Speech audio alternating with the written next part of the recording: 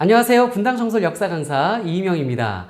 이번 시간에 수능에서의 역사 과목들 어떻게 공부하고 또 어떻게 선택하면 좋은지 말씀을 좀 드려보려고 합니다. 한국사는 수능 필수니까 어떻게 공부하면 좋은지 말씀을 드릴 것이고, 그 다음에 세계사와 동아시아사는 어떠한 학생들이 선택하면 좋은지, 그리고 선택했다면 공부는 어떻게 하는 게 좋은지 말씀을 드려보도록 하겠습니다. 일단 한국사, 수능에서 필수죠. 그런데 수능에서의 한국사 문제는 그렇게 많이 어렵지 않습니다. 기본적인 내용들이 출제되고 있는 거 잘 알고 계실 겁니다. 그리고 절대평가고요. 1등급 40점 넘으면 되는 그런 시험입니다. 그래서 사실상 큰 부담이 없어요. 그리고 대학 따라 다르긴 하지만 굳이 꼭 1등급을 받을 필요가 없는 과목이기도 하죠. 그래서요, 한국사는 큰 부담 없이 접근을 하면 좋은데, 그럼에도 불구하고 너무 기본적 내용도 숙지가 안 돼 있다, 절대평가인데도 뭐 5등급, 6등급 받는다 이러면 사실 공부 조금 해야 됩니다. 그래서 고3 올라갈 때, 그 다음에 뭐 재수를 시작할 때 겨울방학 있잖아요. 그래서 재수를 시작하는 그 겨울 또는 고3에 올라가는 그 겨울에 한국사 공부를 미리 좀 해 놓는 것이 좋습니다. 그리고 그때를 놓쳤다면 3, 4월이나 늦어도 5월까지는 한국사 교과서 한번 훑어보던지 아니면 빠르게 정리해주는 인강 한 번쯤 볼 필요는 있습니다. 그런데 6월 모평 이후에도 너무 터무니없는 등급이 나온다, 그런 상황이면은 일주일에 1시간씩 정도는 투자해서 좀 간단한 기본 내용들을 좀 봐야 됩니다. 수능 특강을 보던지 아니면 자기에게 맞는 인강을 선택해서 볼 필요가 있습니다. 여름방학을 지나가면은 7월, 8월, 9월 가면 이 수능이 다가오기 때문에 한국사에 투자할 시간이 그리 많지 않아요. 그래서 뭐 며칠씩 공부를 하고 그럴 과목이 아닙니다, 한국사는. 그래서 1시간씩 까먹지 않도록 기본적인 내용들 뭐 한 강 정도씩 이렇게 체크를 하고 가는 그런 수준으로 한국사 접근하면 좋겠다라는 생각이 듭니다. 너무 부담 갖지 마시라는 얘기예요. 자, 그럼 이제 사회탐구에서의 동아시아사, 세계사 말씀을 드려보도록 할게요. 일단은 많은 학생들이 선택하는 과목은 아닙니다. 전체 사회탐구 중에서 그렇게 많은 인원이 선택하는 과목은 아니고 보통 한 2만 명 안팎으로 선택을 합니다. 많은 경우 3만 명 가까이 가는 경우도 동아시아가 있기는 했었습니다. 그런데 자, 대부분 학생들은 사회탐구에서 생활과 윤리, 사회문화 이런 거 많이 선택을 하죠. 그런데 그거 안 맞는 학생도 있어요. 공부해보면 생활과 윤리 같은 경우, 나는 열심히 한 것 같은데 문제 풀면 내 생각과 답이 잘 안 맞아요. 이 출제자의 의도와 나의 스타일이 안 맞는 경우가 있습니다. 생활과 윤리에서 이걸 잘 읽고 푸는 게 불편한 학생들, 이게 긴가민가한 학생들, 공부한 만큼 등급이 안 나오는 학생들, 생활과 윤리 그런 경우 좀 짜증나기 시작합니다. 이런 학생들, 내가 투자하는 만큼 결과 딱 얻고 싶은 학생들, 공부한 내용 그대로 A의 결과가 B라는 사건이 딱 떨어졌으면 좋겠는 학생들, 그런 학생들이 세계사, 동아시아사 하면 좋습니다. 평소에 역사에 관심이 많았던 친구들이라면 당연히 선택하는 게 맞고요. 관심이 그렇게 많진 않았었으나 학교 내신 해볼 때 괜찮았네, 이런 친구들 해볼 수 있는 과목이기도 합니다. 그런데 앞에서 말씀드렸듯이 내가 공부한 내용 그대로 투자한 만큼 딱 답이 떨어지길 원하는 그런 학생들, 역사 과목 괜찮습니다. 그런데 막상 선택하려고 하면 걱정되는 게 있어요. 바로 분량이죠. 세계사 양 많은 것 사실입니다. 그래서 선택자가 적습니다. 그리고 세계사 막상 처음 부딪히면 이름도 생소합니다. 뭐 옥타비아누스, 안토니우스 이런 이름들 때문에 못하겠네 이렇게 포기해버리는 경우가 생기는 과목이 세계사입니다. 그런데 자, 세계사 양이 많고 어려운 건 맞는데요, 동아시아사는 그렇지 않아요. 동아시아사는요, 처음에 이 과목이 생길 때부터 역사 속에, 역사 과목들 중에 양 적고 부담 없는 과목 한번 만들어 보자, 역사 속에서도 사회문화처럼 인기 있는 과목 한번 만들어 보자 라고 해서 생긴 게 동아시아사입니다. 그래서 동아시아사는 사실 해볼만 해요. 분량이 그렇게 어렵지 않습니다. 그런데 이 동아시아사랑 세계사 두 과목을 같이 선택하잖아요. 이러면 더 효과가 좋습니다. 이렇게 하면 2과목이 아니라 1.5과목이에요. 왜냐하면 세계사 내용 중에 중국사, 일본사 부분이 동아시아사랑 완전 겹칩니다.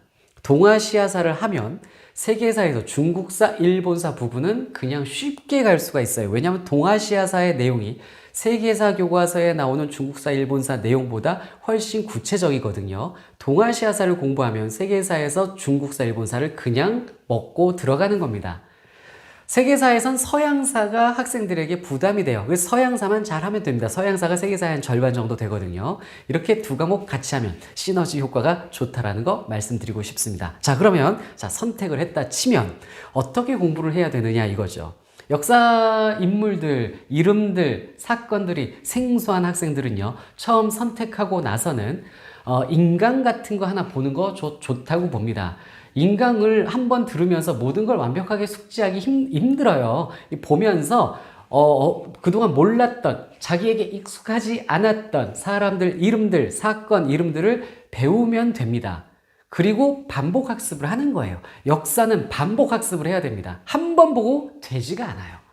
반복을 하면 2번째 볼 때는 이제 익숙해졌습니다. 앞에 사람들, 내용들, 이름들이 익숙해요. 그래서 2번 볼 때는 쉽게 가면서 이제 그 배경도 보이고 결과도 보이고 사건과 시대가 크게 보이게 됩니다. 3번 보면 이제 암기도 돼요. 이렇게 반복적으로 해나갈 필요가 있습니다. 자, 그럼 반복을 할 때 어떻게 하는 게 좋은지 말씀을 드릴게요. 일단 처음 공부할 때는 익숙해지려고 보는 겁니다. 여러분들 같은 경우는 처음 하는 경우는 도대체 명나라가 앞인지 청나라가 앞인지 이것조차 모릅니다. 그래서 크게 흐름을 잡아가는 작업, 그게 처음 공부할 때 할 일입니다. 역사는 흐름부터 잡는 게 중요해요. 어느 시기에 중국에 무슨 나라가 있었고 유럽에서 로마 다음에 어떤 시대가 전개가 되고 이런 흐름을 알아야 됩니다. 처음 공부할 땐 흐름을 보면서 중요한 이름과 사건 이름들 이렇게 보고 가면 됩니다. 2번째 반복할 때에는 이제 이 사건에 등장하는 인물들, 그 사건의 배경, 결과 짜맞춰 가면서 봐야 됩니다. 2번째 볼 때는 이게 되고요. 3번째 볼 때는 구석구석 이제 암기를 하면서 봐야 됩니다. 이렇게 3번 보는 거 권하고요. 그 다음에 공부를 할 때는요, A사의 인강 보고, B사 인강 보고, 또 학원에서 수업 듣고 이러면 학원 교재, A사 인강 교재, B사 인강 교재 책이 많아요. 또 수능 특강 나오고 볼 책이 너무 많습니다. 이 책 봤다 저 책 봤다 이런 거 좋지 않습니다. 가장 내용이 풍부한 내용 책 하나를 정해서 단권화할 필요가 있습니다. 세계사, 동아시아의 모든 정보, 내가 1년 동안 공부하는 모든 개념 정보를 한 권에 다 때려 넣어야지 라는 각오로 그 책을 정해서 공부하면 좋습니다. 그 책에 혹시 빠진 내용, A사 교재인데 B사 인강 교재가 설명한 게 없으면 메모하면 좋습니다. 그래서 모든 정보를 한 권에 담아서 내 1년 세계사, 동아시아의 바이블 같은 그런 책을 하나 만드는 것입니다. 이렇게 본인 손으로 줄치고 수업 듣고 메모하고 공부를 하면요, 문제 풀고 혹시 몰라서 찾아볼 때에도 내가 손으로 썼기 때문에 머리에 암긴 못해도 대략 어느 정도 어느 시기 부분에 그 내용이 있다는 게 본인은 알아요. 그걸 알기 때문에 쉽게 찾아서 또 공부할 수가 있습니다. 이렇게 개념 공부해 나아가는 것이고요. 개념을 한 3번 정도 반복하고 암기하고 숙지를 좀 했다 싶으면 문제풀이 들어갑니다. 문제풀이 들어가면서 문제를 이제 1년 동안 풀 것 아닙니까? 수능 특강, 수능 완성도 풀 것이고요. 뭐 학원 교재도 풀게 될 것입니다. 세계사와 동아시아사는요, 시중에 출판사에서 내는 다른 교재들이 많지 않아요. 그 기출문제집 뭐 한두 권 있는 정도고, 인강 교재들 사서 보거나 수능 특강 또는 학원 교재, 청솔 학원의 교재 이런 것들을 보게 됩니다. 그런데 문제를 풀 때요, 여러분들 학원 모의고사도 보고 할 때 틀리면 그냥 틀린 거 체크하고 넘어가는 친구들이 있는데 그거 좋지 않습니다. 틀린 문제는요, 빨간 색연필 같은 걸로 크게 체크하십시오. 이 틀린 문제들 크게 체크할 필요가 있습니다. 제가 여러분들한테 오답노트 정리하라고까지는 안 해요.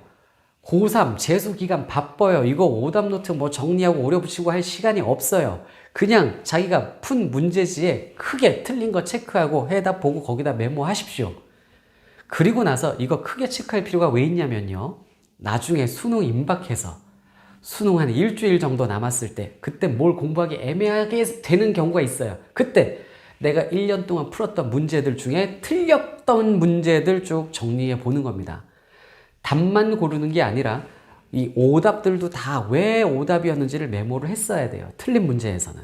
그래서 틀린 문제들 쭉 보면서 아, 내가 1년 동안 이거를 몰랐었고 이거 틀렸었지. 그래서 그런 거 정리할 필요가 있습니다. 왜냐하면 틀린 문제 또 틀리는 경우가 많거든요. 자, 이렇게 해서 1년 동안 개념 공부하고 문제 풀고 문제 풀 때 오답 틀린 문제 확실히 체크해서 수능 직전에 또 보는 겁니다. 그 다음에 또 말씀드릴 거. 세계사 동아시아사는요. 수능 문제에서 한두 개 정도 굉장히 까다롭게 나오는데 그런데 다 맞아야 1등급인 경우가 많습니다. 일반적으로 보통 다 맞아야 1등급이었고 하나 정도 세계사에서는 뭐 47점 이렇게 1등급 나오는 경우도 있었어요. 어쨌든 다 맞을 각오로 봐야 되는데 문제가요. 평가원 문제가 아주 어렵게 내요. 이 한두 문제를 애들 수능 특강이나 또는 뭐 교재 구석에 있었던 것들을 내는 경우가 있어요. 미처 애들이 생각하지 못했던 것들을 내는 경우가 있습니다. 그래서 여러분들 반복 학습할 때 특히 한 두 번째, 세 번째 볼 때는 치밀하게 봐야 됩니다. 교재 구석구석에 있는 수능 특강 구석구석에 있는 것들도 챙겨서 봐야 됩니다. 이래야 만점 1등급 받을 수 있습니다. 그런데 이 세계사 동아시아사 공부할 때 학생들 은근 부담되는 게 뭐냐면요. 연도 외우는 거예요. 가끔 연도를 외워서 풀어야 되는 문제가 나오는 경우도 있거든요. 연도 외우는 거에 대한 부담이 있는데 꼭 외워야 될 연도들은 여러분들이 수업을 듣다 보면 선생님들이 체크를 해줍니다. 여러분들이 공부를 하다 보면 꼭 외워야 되는 게 있어요. 전체를 다 외울 필요는 사실은 없습니다. 그래서 여러분들 이런 건 선생님들 도움을 받아야 되고요. 그 다음에 저는 연도 외우는 거를 한 9월이나 10월 가서 외우라고 합니다. 처음부터 개념 정리할 때 처음 수업 때부터 또는 두 번째 반복할 때부터 연도 외우려고 하는 거 좋지 않아요. 잘 외워지지도 않습니다. 그렇게 외우면 영어 단어 외우도 힘든 작업이 돼요. 그런데 9월, 10월 가면요. 여러분 벌써 개념을 한 3번, 4번 돌렸고 그 다음에 문제풀이도 막 했잖아요. 문제집도 뭐 몇 권 풀었고 그러다 보면 9월, 10월 가서 내가 연도를 외우려고 딱 연표를 봤을 때 나도 모르게 꽤나 연도를 제법 머릿속에 넣고 있는 상황이에요. 왜냐하면 앞에서 반복으로 개념을 받고 문제 풀 때마다 해답 볼 때마다 그 연도들이 자꾸 나오거든요. 문제에도. 그래서 중요한 연도들은 자기도 모르게 9월, 10월 되면 은근히 머릿속에 남아 있습니다. 정확하게 못 외웠더라도 대략 이때 연도구나가 습득이 돼 있어요. 그래서 9월, 10월 가서 연도를 외우게 되면 좀 쉽게 외울 수 있습니다. 뭐 3월이나 4월 연도 외우면 11월 수능 볼 때 또 많이 까먹어요. 그래서 9월, 10월에 연도 외우는 작업에 들어가면 좋다. 이렇게 말씀드리고 싶습니다. 자, 결론은 이겁니다. 역사에 관심 있거나 생활과 윤리 짜증나면 세계사 선택하십시오. 투자하는 만큼 결과 나옵니다. 선택했다면 반복 학습과 문제풀이에서 오답 이 틀린 문제 체크 확실히 해 나가시고 공부를 할 때는 연도도 또 구석에 있는 그 치밀한 내용들도 꼼꼼하게 공부하시길 바랍니다. 반복해서 말씀드리는 세계사 투자하면 동아시아사도 투자하면 점수 나오는 그런 과목입니다. 자신 있게 도전해 보시기 바랍니다.